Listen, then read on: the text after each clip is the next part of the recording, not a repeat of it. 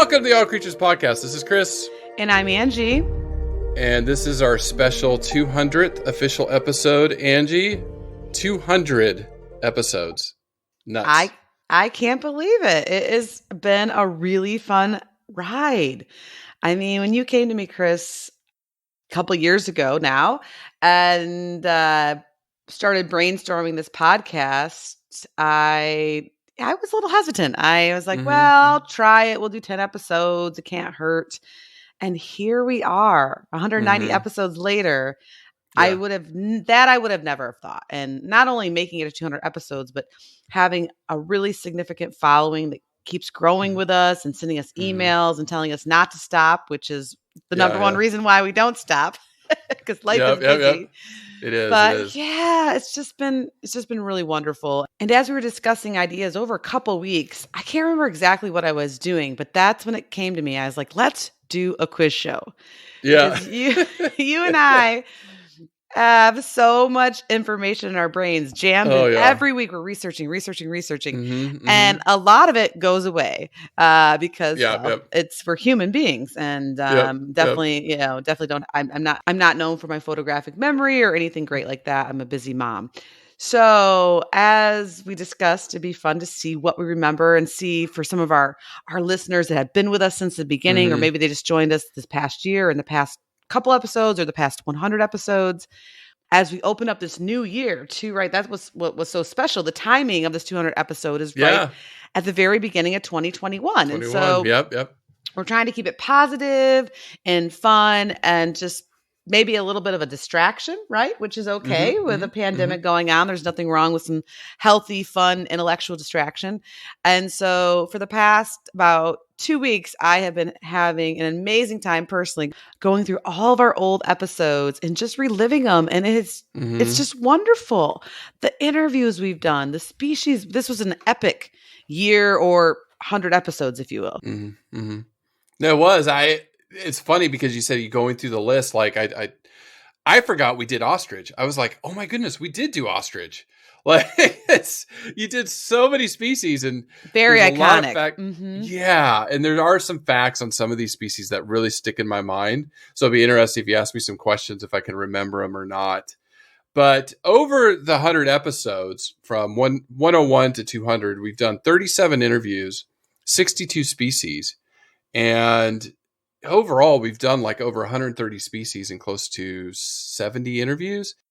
So we've covered a lot of the planet, and there's still so many species to cover, many more experts. We've got them lined up already to come on and talk about. I've got like 3. Angie, I've got 2 interviews I've got to edit and get sent this week after New Year's. And then I also have one coming up this week. So yeah, we're busy. We've got a lot of good stuff coming. So thank you for the support. And then looking back at it, Angie, we've got some favorites. Like I definitely have some favorites looking through the list. I'll tell you what, I think for the last 100, my favorite episode, it's so obscure. It just has to be the raccoon dog. Like I couldn't believe that thing was alive.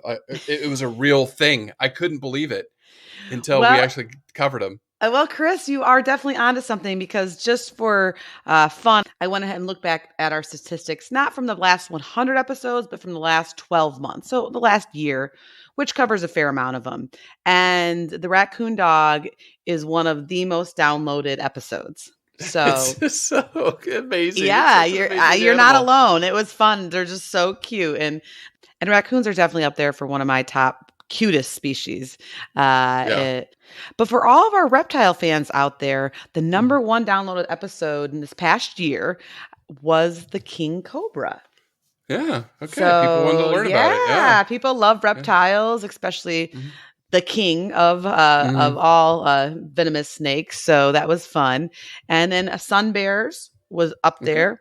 A lot of our kids episodes. So you and I are brainstorming a little bit more about getting back into that. And we would love to hear feedback from the listeners that either help participate with some of the kid interviews or would like to in the near future. Right. And then just to finish the list, it was beavers, tiger sharks, moose, and of course, the number one episode download in the past year was your forest elephant researcher. Yeah. Yeah, Daniela, Daniela Shiad. Yeah, she's still stuck in the States. I follow her on Instagram, and with COVID, she can't get over there to her babies to finish her research. It's sad, but hopefully this year in 2021 she can get sent over back into the Congo. But that was an amazing interview. I mean, and then looking at the interview list, Angie, I mean, I loved all of our guests. Like all of our guests brought something to the table, to a different perspective, how teaching moments for everybody. We've had filmmakers on there.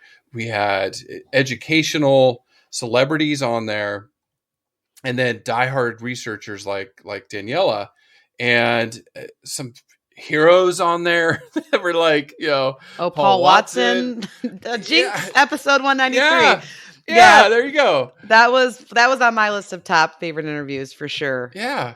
Dr. Cliff, and, starting the Sloth Foundation, Conservation Foundation, Dr. Fennessy, who helped start the Giraffe Conservation Foundation. I mean, these are conservation superstars that don't get the press, but are out in the field, sweating, not making big bucks, fighting for these animals. And those are just some of the people that, I just are amazing. But the one that to this day, and I'm sorry to your hubby, John, who I did interview and who I love as a dear friend. Yes. He is a brother. He gets a shout out for me, for sure. He's not my top interview. He's one of my best friends. But the top interview for me has to be Dr. Greg Rasmussen with African Painted Dogs. By far, he's on a tablet in the middle of Zimbabwe, in the middle of Africa, talking to me. The connection wasn't great. The audio isn't the best, but you listen to him talk, and I just fell. I mean, I kind of love those animals, but you listen to him and you just fall in love. He is a phenomenal storyteller. If you have not heard that interview, do yourself a favor, download it and listen to it, because he is a rock star. Out of all the rock stars, that's the one that just, for me, I mean, even Stephanie Arnie, oh my God, she's so amazing and inspiring.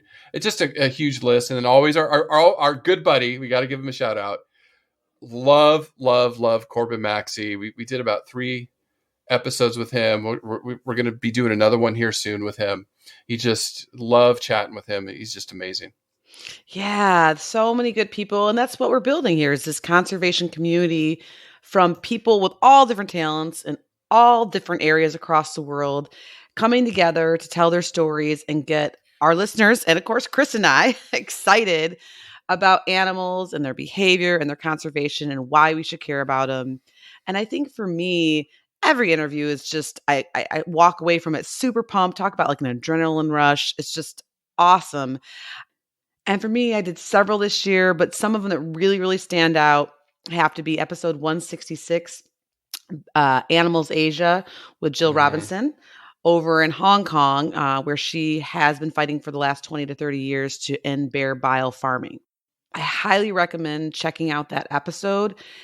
Jill is an example of how one person can make a huge, huge difference for animal welfare and conservation. She's been fighting for sun bears and moon bears over in Asia and started it by herself and has grown to a very good-sized nonprofit.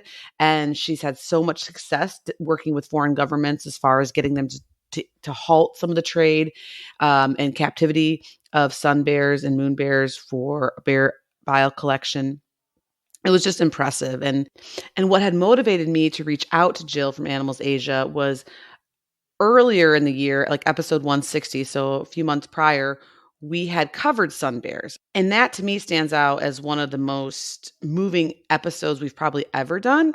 I hadn't fully processed all my feelings about bear bile farming as I was preparing for the podcast. And so a lot of my feelings, it was a real feely episode, came out, because just trying to describe to our listeners or people that aren't familiar with some of the horrific practices that are done to these bears was just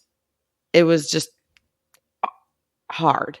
And then that's when I realized you and I have this platform that we've built. I'm like, I can reach out to an expert to like tell me more about sun bears and moon bears and what they're going through and why we should save them and why we should care about their welfare. And Jill was just an amazing guest to have. And I left her interview feeling hopeful and knowing that there are so many awesome people out there fighting for these guys and trying to end this practice and this trade. So it's episodes like that are just incredible, and that I think make me a better podcaster, person, conservationist, and I hope the listeners feel the same way as well. I mean, you look at this list, Angie. Chris Fisher, O-Search, like that's an amazing interview. That's another one. Yeah, that's conservation Rick hero Schwartz. Crush over here. Yeah, I know. Yeah, Rick Schwartz. San Diego buddy. Zoo. Mm-hmm. Yeah, I look at it. Jungle Jordan. We look at Brett Hartle, the lawyer, gives you a perspective on the legal aspects of the Endangered Species Act of the United States. And one I saw it on my list. I'm like, I have to bring this up. This is how one person, so the listeners out there, and I know we have a lot of aspiring conservationists. These are the people, you want to listen to these interviews. That's why I love covering the species, because that's our bread and butter. But these are the people making a difference around the planet for all of us, for the benefit of all of us here.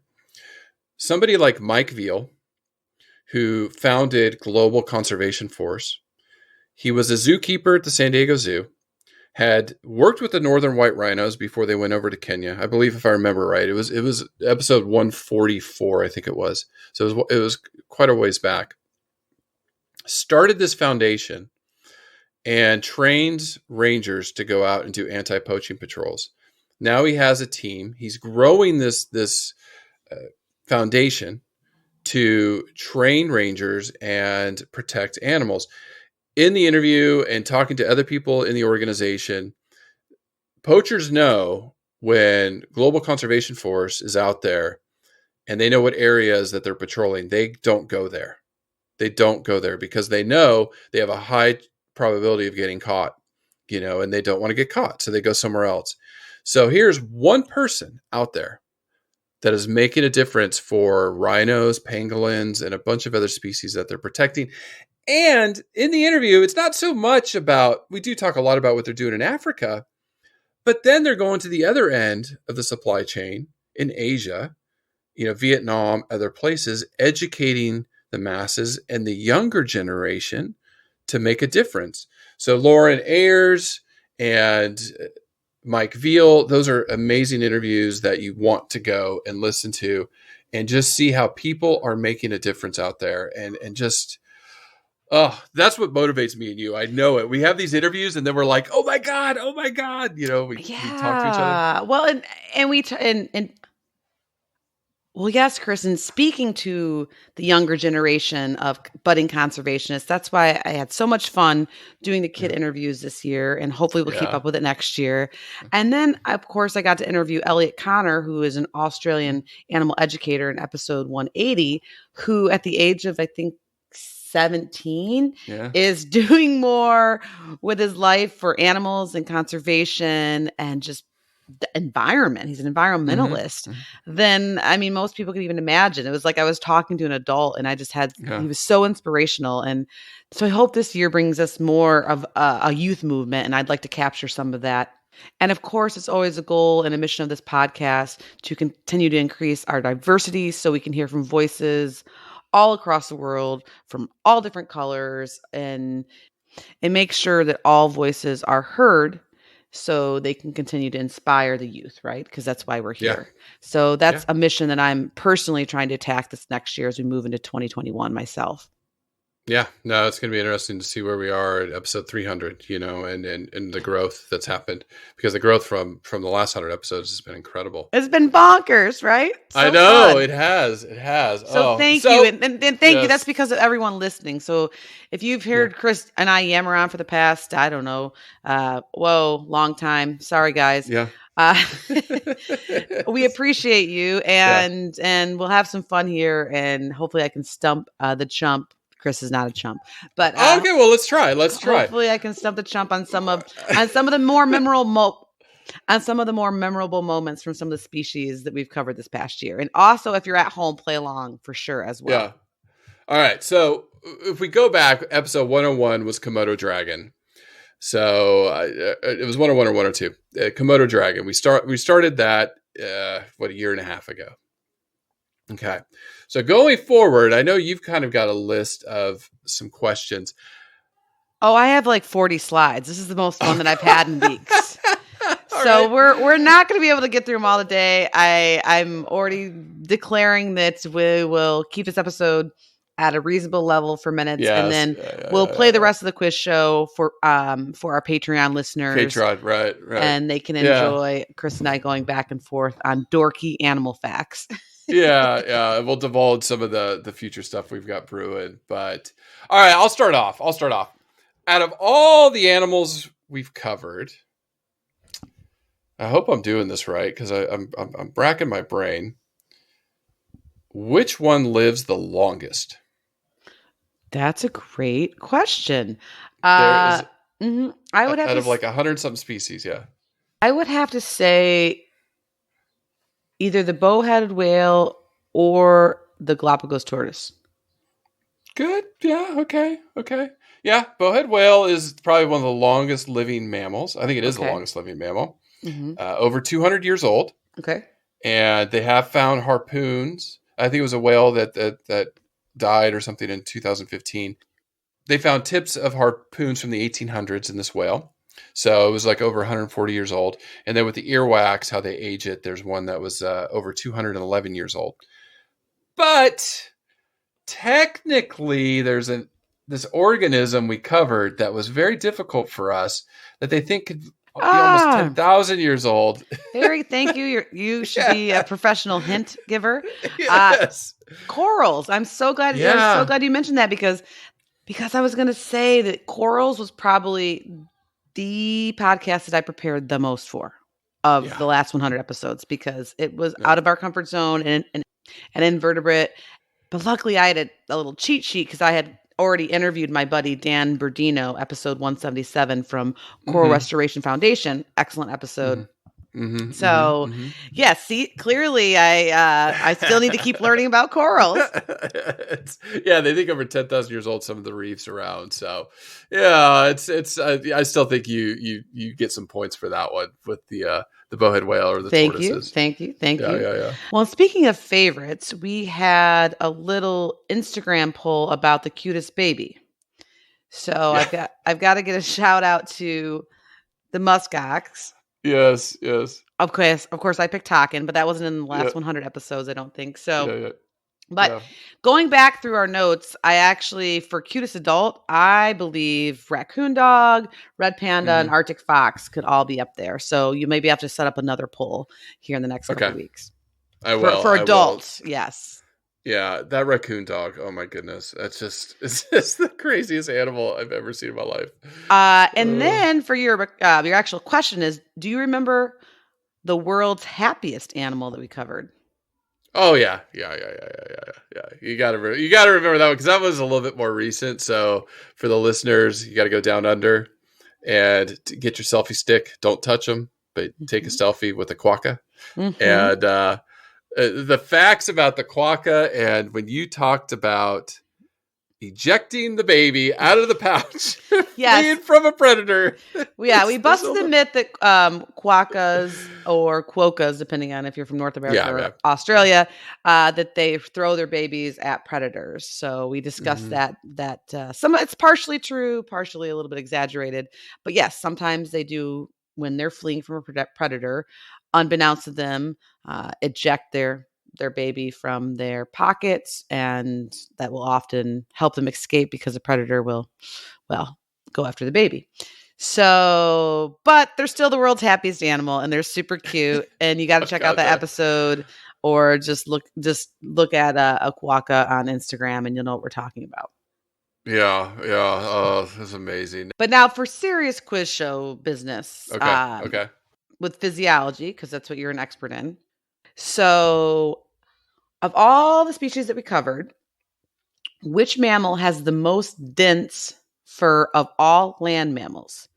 Is it the muskox, the sea otter, the snow monkey, the chinchilla, or the red panda? That's actually a good list. I would throw an Arctic fox in there too. I'm pretty sure I know it because I was reviewing my 1,000 slides that I had on all these species saved up. So if one day you and I decide to write a book about all these animals, we have some facts, data. Yeah. Yeah. but I'm pretty positive it is a chinchilla, and that they have the most dense fur, if I remember correctly. Muskox have the wool that's very soft, but it's not quite as dense. You are ding, ding, ding, ding, ding. You are correct. But I tried to trick you a little bit because the sea otter actually has a denser coat. However, that's an aquatic mammal. Oh, you said land. Oh, yeah, it would have been. So for we haven't done sea otters yet. I know. We haven't even done sea otters yet. Well, it's a quiz show. I can put whatever I want in there, right? So as far as on land, it's going to be the chinchilla, and then all around, the all around winner is going to be the sea otter that has a dense coat. But the chinchilla was a fun episode. I learned a lot about them, and I think the number one thing that people don't realize, because chinchillas are often found as pets, and of course in the fur trade, but actually in South America, in the Andes Mountains, in Chile, where their native habitat is, both the short-tailed and long-tailed are endangered, with populations less than 5,000. Yeah. And I think a lot of people don't really realize that. And so I know we talked a lot about that in the podcast. And of course, a lot of other really fun facts, because chinchillas are darling.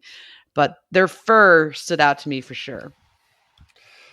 All right, so this episode was again another fun one. I mean, they're all amazing. I mean, I think birds always blow us away. We'll get to some bird questions, but this fact that you brought up still sticks with me. So, like, when you look at the species, you're like, there's certain things that just always stick out and you remember. So, which aquatic species did we cover barks underwater? A seal? Okay, not mammal. Oh, not mammal. Okay, so you're right. Okay, I'm a bad quizmaster. What are some choices? All right, so we can do electric eel, sea snakes, marine iguanas, or piranhas. The bark. Yes. I know now. This is your fact. That's right. This is the red-bellied piranhas. Yes. It's amazing. I couldn't believe that. I was like, what? Yeah, you actually play it in the episode. Okay, yeah, it's coming. They drum. They do a lot of interesting sounds for a fish, I suppose. But once again, you and I not being fish experts, that was a really fun podcast as well, because their physiology is just incredible. Oh, oh, oh, oh, oh, oh. Is that a dog in your house, or is that the? It's the red-bellied piranha. Yeah. So just crazy facts, crazy animal facts. Well, sticking with the ocean, which species that we covered has a salt gland under its tongue, which secretes salt that's taken in from the water? Your choices are a marine iguana. Got it. I got it. An eel, a yellow-bellied sea snake, a bowhead whale, or a beluga. That's a hard question. I think I remember sea snakes having that one. Excellent. Very, very good. Okay. Yeah, sea snakes. I think that rings a bell. Yeah, that was a really fun episode. A little out of our comfort zone, but I learned so much talking about sea snakes. And wow, all the stuff about their venom is incredible and toxic. Just 3 drops can kill like 8 people, but they basically have short fangs and they usually don't bite through divers' suits. It's like super rare. So they're definitely not something to be scared of as far as sea snakes and kraits go. But what's also fascinating about sea snakes is that they're obligate air breathers, right? They're snakes. Yeah. They're not fish. They have to come up for air and things like that, which to me is just always fascinating. But most sea snakes are also able to do a little respiration through the top of their skin. And they do this by having tiny little blood vessels in their epidermis, which can absorb a little bit of oxygen from the seawater. And then, of course, it'll diffuse out as carbon dioxide. So because of this, a sea snake can stay underwater between 1.5 and 3.5 hours. Yeah. Which is incredible. They're under there for a while. And in the list, I actually mentioned another obligate air breather, which is an eel. The electric eel that we covered. Fascinating episode. Oh my gosh. That's just talk. That was like a physiologist's dream to try to talk about how they make electricity. And it's crazy. It's crazy. It is a fish, physiology, and then it's this fish that really is a fish, and it does have gills, unlike the sea snakes. Yeah. But it also is an obligate air breather, so it has to go up and breathe air. Yeah. Do you remember how many volts it could produce? I'll give you some choices. Okay, give me some choices. Yeah. Okay, so 100 volts, 300 volts, 600 volts, 800 volts. How many volts do you think that sucker can produce? Well, Chris, I don't know, so I'm going to answer C. 600. But isn't it like our outlets are like what 235 or something in the US? I think so. Yeah, something like that. Okay, so I'll go with C. 600. Oh, wrong. Wrong. Okay, that's the low end, so you're not wrong. Okay. It goes up to almost 850, 900 volts. Like, that's incredible. How? Like, we go through the physiology in that episode and we talk about how they do it, because 80% of their body is just to produce electricity. The 20% has the heart, lungs, everything else. But how? The how of it. And we go through it in that episode. But that's insane. I don't want to ever see one of those in a river. No, thank you. No, thank you. Yes, Chris. Animals do some funky, crazy, amazing things, which is why I love this podcast. And do you remember which species secretes castoreum, which is a chemical that comes from basically the anal glands under the tail? Yes. Yes, go ahead. Yeah, but it's like molasses and thick and sticky, and it smells like, I guess, musky vanilla. So the FDA has actually allowed its use as a natural flavoring. Yes. So for all of our listeners out there, is that going to be an aardwolf, a beaver, a red panda, or an Arctic fox? It's just you can never forget that fact when you hear it, that it's actually in the food. Oh, and they love their trees and they're so cute. And I loved that episode of our favorite beavers who have the vanilla anal glands, and it's actually used in food flavoring in some places. Yeah, not all places, but yes.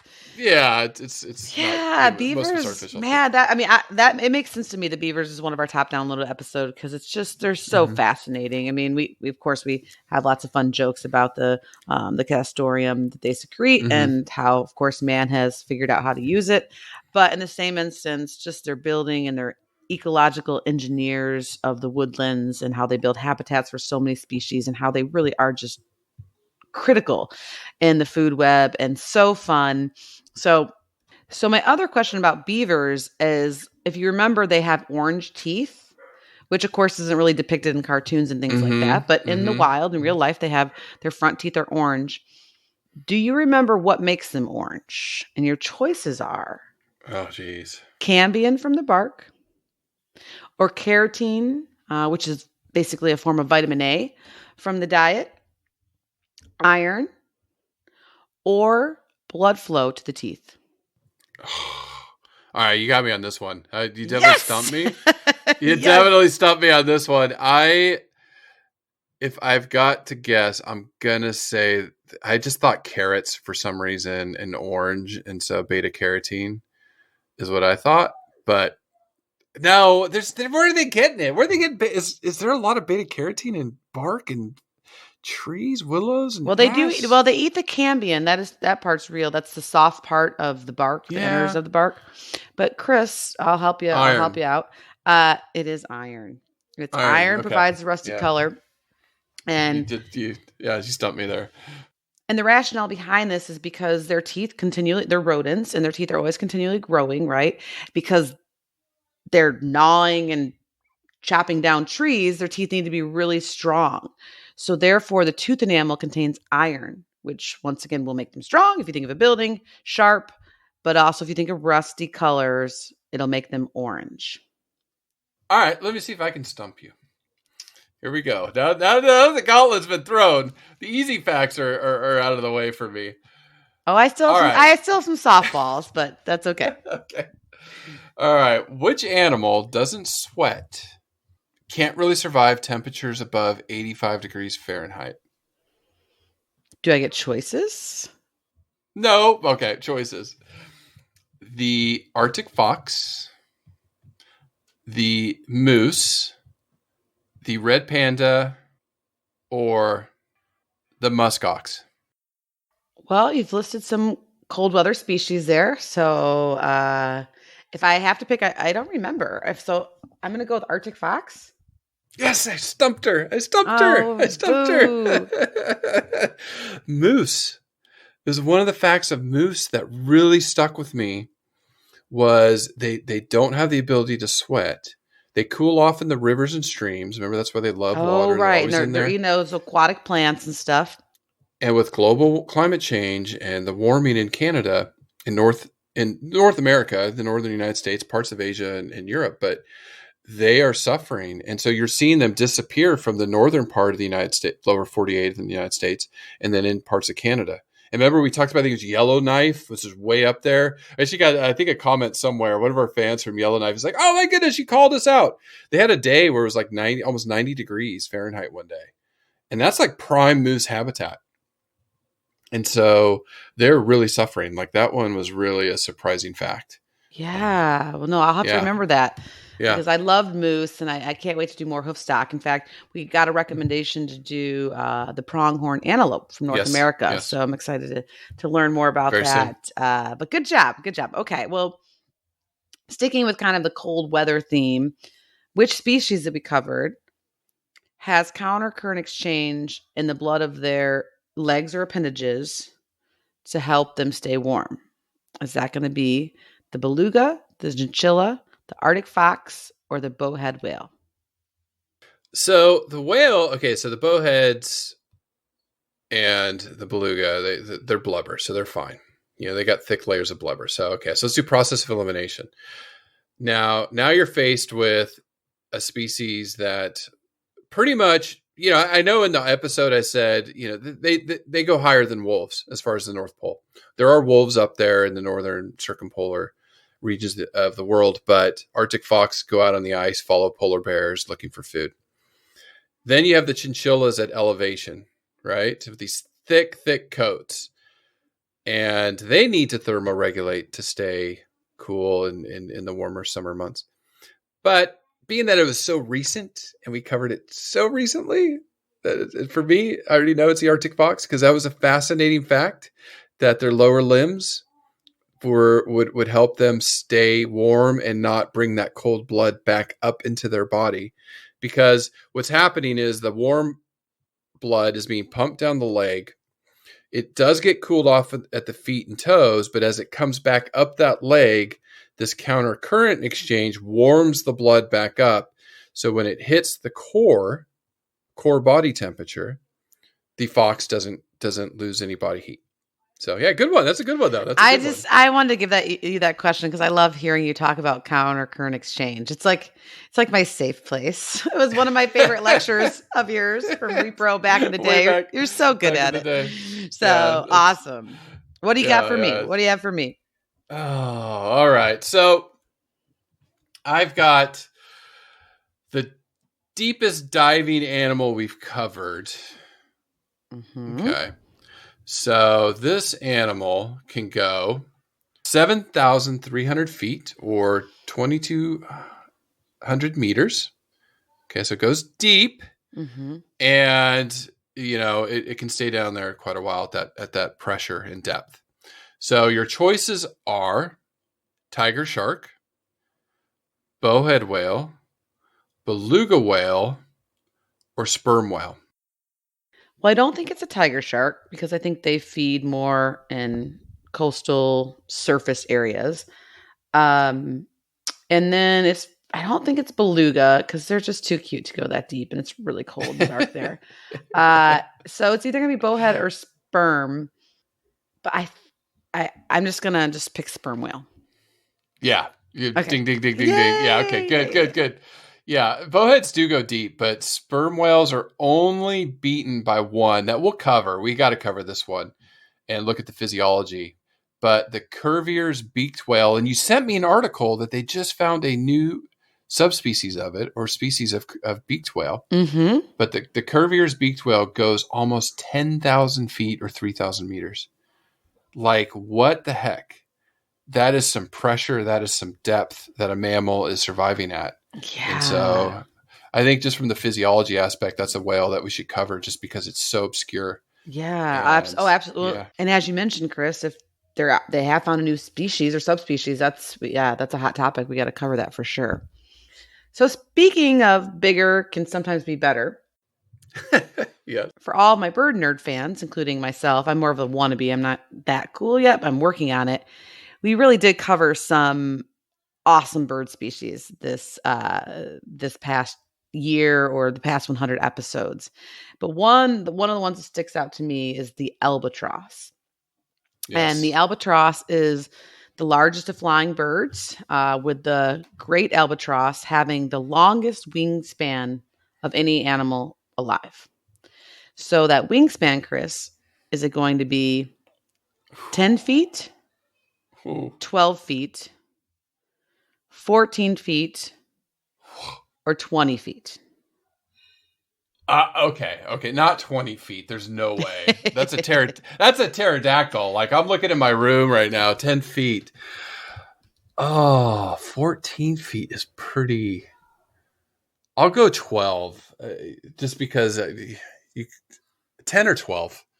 12. Okay. 10 is the correct answer. Okay. But that's the average. It can be maybe 9.5 to 11. That's still huge wingspan. Yeah, it's huge. It's huge. And just to give everybody a little visual on that, the ostrich, which we covered, another fascinating episode, and that's obviously the largest land bird, I guess, right, that doesn't fly. Yeah. They are huge, and their wingspan is 6 to 7 feet.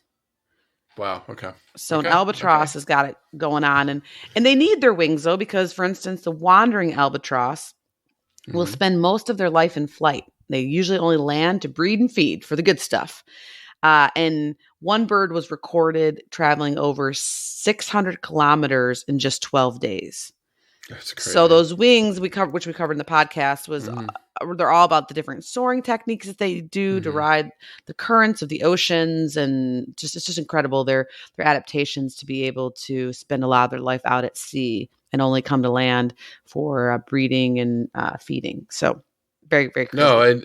And then amazing species. We did that one for Jesse Golden, and it's, they're in big trouble. Just, really quickly, because with the albatross, of the 22 recognized species, 3 are critically endangered, 5 endangered, 7 near threatened, 7 vulnerable. So pretty much all of them are heading towards extinction with the oceans, the garbage, climate change. It's just, the albatross is an amazing bird that you want to learn about and know more about. Now, so I want to just throw this fact out there, and you'll remember it, but let's see if our audience remembers it, because you actually sent me an amazing video of this, and it is a bird species. Again, every bird we do just blows us away. I mean, it blows us away. I tell you, that's why I'm a wannabe bird nerd. It's just incredible. Oh, what they do, they're just so amazing. Their behaviors, their courtship rituals. There you go. Ding, ding, ding, ding, ding. Oh, yeah. Okay. Who of the following birds have a love dance? And I'm sure I know the videos in our show notes, but I'll give a list for our listeners.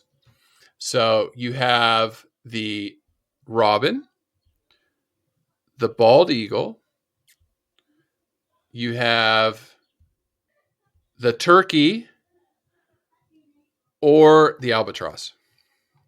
A love dance. Yes.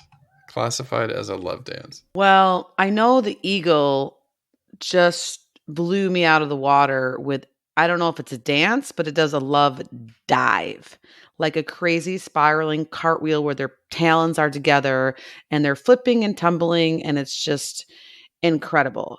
But I don't know if that's considered a dance, because the diving part, I mean, they plummet to the ground.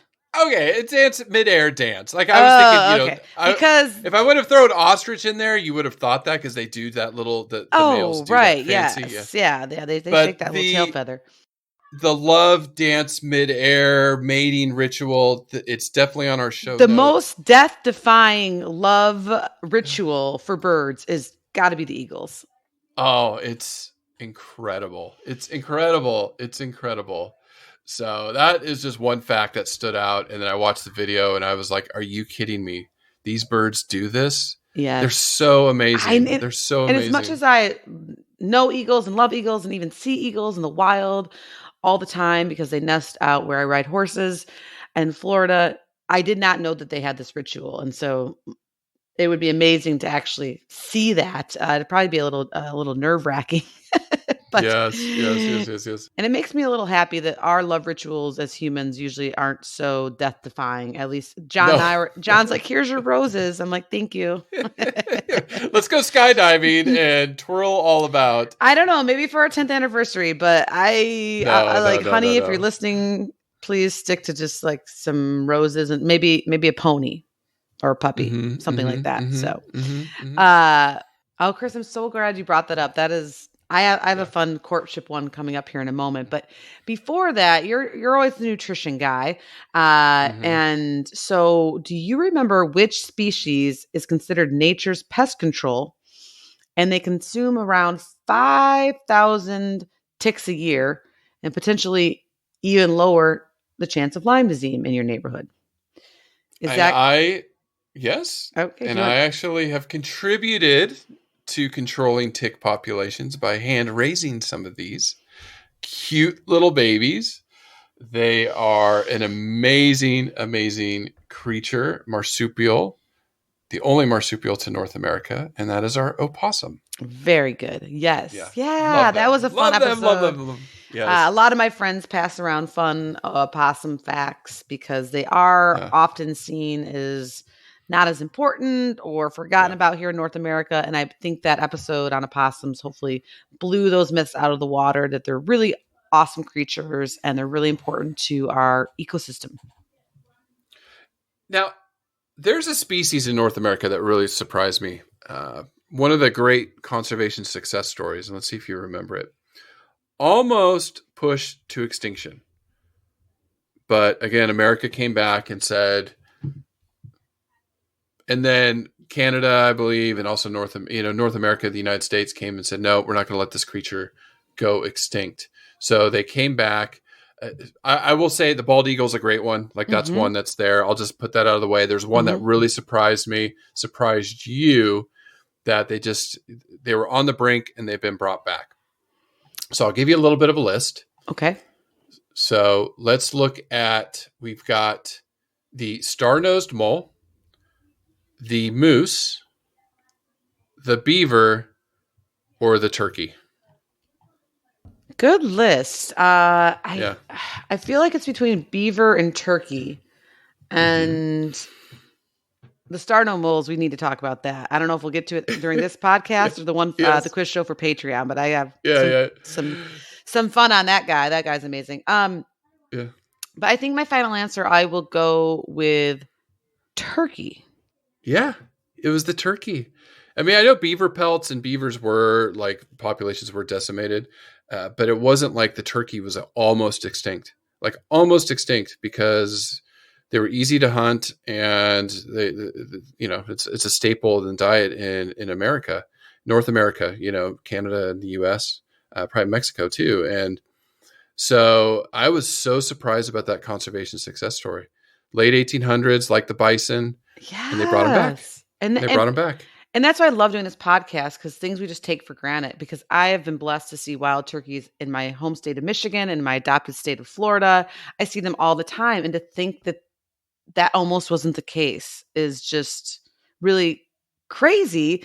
But it also goes to show that when the right policies and the right conservation is put into place for species, like Chris mentioned, the bald eagle, the bison, the American alligator, there's just these amazing success stories. And I was really pleasantly surprised when we learned that about turkey a few months ago during that podcast. So if you haven't listened to that one, gobble, check that out. I know. John does the most amazing turkey impression. But anyways. You have to get him. Well, this one I thought you would like, and I might be able to stump you on this one. It's about hunting behavior. Okay. So which species, and I'll give you a list. So which species, and I'll be able to give you a list, will sometimes follow dolphins and exploit their hunting efforts? Ooh. Is it an albatross, a sea lion, a beluga, or a bowhead whale? All right. I'll say not bowhead. No, because they are a filter feeder. Beluga is probably too far north in the Arctic, so I'll knock them out. So then my choices are sea lions and albatross. Mm-hmm. I don't know if sea lions could keep up with dolphins. I mean, I know they could swim pretty fast, so I would say albatross, just because they could see it, they could see the pod, and process of elimination. So, Rongo bongo, yes. No, it was wrong. I thought you said you gave me the high five, like Oh wait, hold on. You got me. Did you say sea lion or albatross? Which one did you say? Albatross. No, you're wrong. No, it's sea lion. Is it really? Mm-hmm. Okay. Mm-hmm. Okay. Yep. California, your home state, sea lions. Yes. They can sometimes eat alone. They can sometimes forage in large groups. And we know that they love like clams and fish and squid and anything seafood. But they'll sometimes cooperate with other predators such as dolphins, porpoises, and seabirds when hunting in large schools of fish. And therefore they may snack, and thus they may snatch a couple meals from the dolphins when they are working together with them. All right. Well, it's okay, Chris. It's good to be wrong. It's good to show the listeners that even someone brilliant like yourself, that's an animal expert, can make mistakes on the animal in their home state of California. Right. But speaking of California sea lions, I did love that episode. I learned a lot. We talk a lot about the difference between sea lions and seals. So that's always a fun quiz that maybe we'll cover in the Patreon podcast quiz show. And so the California sea lion, for me, I voted one of the cutest faces as far as they have like a puppy dog face, which I just love. They're just amazing. And their populations are doing really well. They're least concerned by the IUCN, and they're just a favorite of anybody that has seen them either in an aquarium because they're so intelligent, or of course in the wild along the coast of California when they'll haul up either on Pier 39 in San Francisco or further south in Chris's old stomping grounds. But we also covered in the past 100 episodes the Hawaiian monk seal. So not a sea lion, but a seal. And those guys are critically endangered with only about 600 more or less mature individuals. And they are also a darling, darling seal.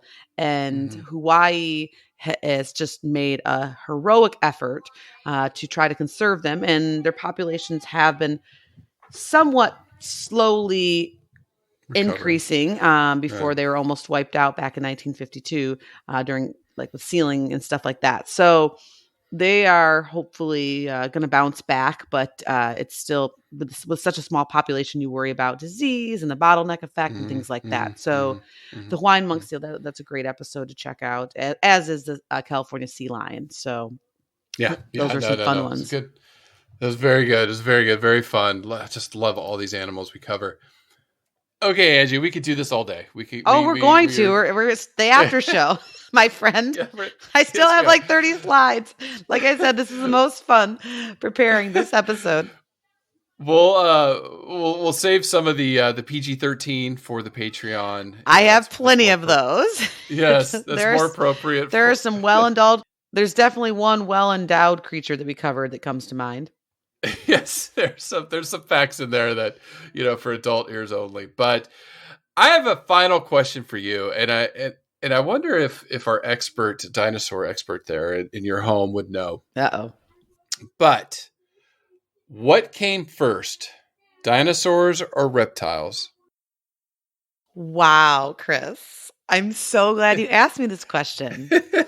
Let me guess, you were talking about this morning. Well, we got a book for the boys called Dinosaurs, and it's from the Smithsonian Institute, and it's like an encyclopedia.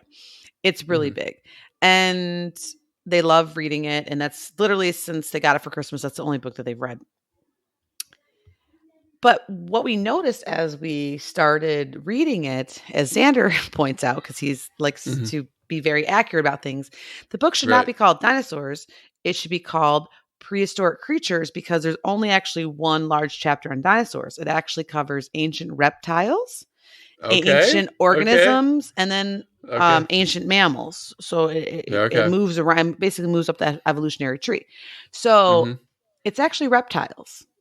Yes. And I learned that like 3 nights ago, which is amazing because, sometimes I'm reading and I'm like, what am I reading? Like, because it's late at night and I'm reading and I'm half asleep and it's just like pronouncing all these hard names for dinosaurs and all the prehistoric creatures. But I didn't know that until I read the book about it. So thank you. Thank you, Christmas book that keeps giving. Okay. It goes way back to Komodo Dragon episode, but we do talk about it. And yeah, dinosaurs, because of taxonomy back in the day, were classified as reptilia, but they're not. They're pretty much scientific evidence is showing that dinosaurs were warm-blooded, had feathers. So they're more related to birds or avian, and not reptiles, even though that's how they've been depicted or that's how we see them. Okay. So reptiles have been around much, much longer. And that's what all of us go back to, are reptiles, and then even earlier. So there you go. I couldn't stump you at the end, but good show. Good show. What do you got for me? Well, Chris, throughout the years doing this podcast with you, and of course, our friendship has grown, and we talk a lot about animals, mostly about animals. But I also have witnessed you just be like the most amazing father and an awesome parent and a great dad. And you and I, of course, have an inside joke on the podcast about sometimes there's often deadbeat dads in the animal kingdom. And by sometimes, I mean most times. That's true. No. So when we do find a great dad, it just always like reminds me of you and how you interact with your boys, and I just love how much you love them. So I don't know if you love them this much, but we will find out. So there is an amazing epic dad in the animal kingdom that we covered in the past 100 episodes. Okay. This dad builds his nest from saliva, and then he provides all the parental care. So your choices are sea snake, electric eel, king cobra, or albatross. Oh no. Okay. The only thing not albatross, not saliva. It could be. It's a snake. It's the only thing I remember about sea snakes is you're like, they were such great dads, but they eat an egg or 2 or 3 when they're sitting on the nest. So the dads, I'm like, I don't know. I eat my kids. No, you wouldn't eat your kids. No, okay. Sea snake is the one that just sticks out, but I don't know. It's actually. Do you want to take a second guess? Is it the king cobra? Well, that's not the one I'm going for. King cobra is a great dad, and we'll talk about him. Okay. He was runner-up. Okay. But the species that builds a nest from saliva is the electric eel. No way. Yes. Okay. So sea snake, he's not so great because he eats babies. But he's so good. That's all I remember. But basically, during the dry season, the male electric eel will make its nest from saliva, which the female will lay her eggs up to like 300,000. But then she scoots away, and he'll be there to usually defend the nest.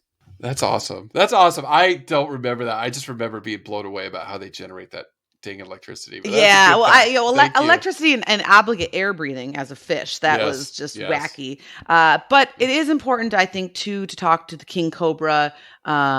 Is basically what will happen is that the king cobra is the only species of land snakes that will actually build the nest and care for the young. And then when the young are born, which reminds me of you, they will guard them ferociously. No, you're not. You're like a big stuffy teddy bear, but they provide parental care, and they keep them, happy and healthy and alive, and that's really rare for snakes, land snakes. So, yes. You'd always think the mom would be the. But I mean, honestly, though, those were like number 2 and number 3. I mean, you and John are tied for number 1 for the great dad parents. But cassowary. I'm sorry, cassowary will always be number 1 dad in the world. When the mom lays the egg and takes off, and dad's like, "What?" So not only does he have to carry the pregnancy, the egg, then he has to raise everything, and mom's like, "Whatever, I'm out." I know. Yeah. Still the best ever. Yeah. We have a lot of fun. There's definitely, it's always interesting. These animals are teaching us things about themselves, and then we learn things about ourselves. And so it was just so great reflecting on the past 100 episodes, and just reliving a lot of these amazing adaptations and physiological facts, and of course behaviors. So I hope you all enjoyed this episode and had fun playing along with us. And if you do want to continue the quiz show from the last 100 episodes, Chris and I are going to do an after show, and we'll have it available on our Patreon for our subscribers. And hopefully we'll be more active on that this year. That's also one of our goals. Keep giving them extra content, because for $1 a day, as Chris always says, you can help support us. $1 a day would be nice. One cup of coffee a month. Oh. I got a little greedy there. Sorry. Give us $1 a day. We'd love you. Clearly, you normally do that pitch, so I'm just along for the ride. But you get what we're saying, and of course, And of course, as always, Chris and I, our mission is to keep continuing to donate 25% of any money we ever make to animal conservation charities and organizations, nonprofits of your choice, the listeners. And we will most certainly keep up with that in the next 100 episodes to come. And please give us your feedback.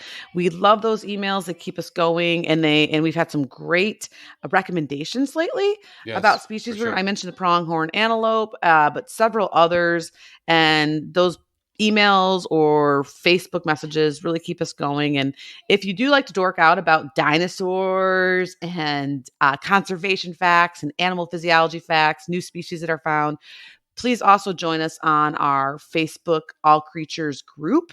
We have got several hundred people interacting on that platform, where we can get in a little bit more intimate discussions about different articles that we find. And it's just a fun interactive to see what all the listeners are reading and learning about. So join us on that. And lastly, my only ask is that you will subscribe, rate, and review. With the holiday seasons, we haven't had many reviews, which I totally get, because people are doing more fun things. But hopefully in the next months to come, you can just drop us a quick 5-star review on iTunes and tell everybody how awesome we are, because that helps us with getting our podcast out and more circulated. Yeah. No, thank you so much. I mean, it's just been an amazing journey. Thank you for listening to the recap show. Hopefully you had some fun and learned some new facts that you didn't pick up, or there's some episodes you want to go download and listen to. But we appreciate you so much sharing this information. We're changing the world together, so thank you. Thank you, everyone.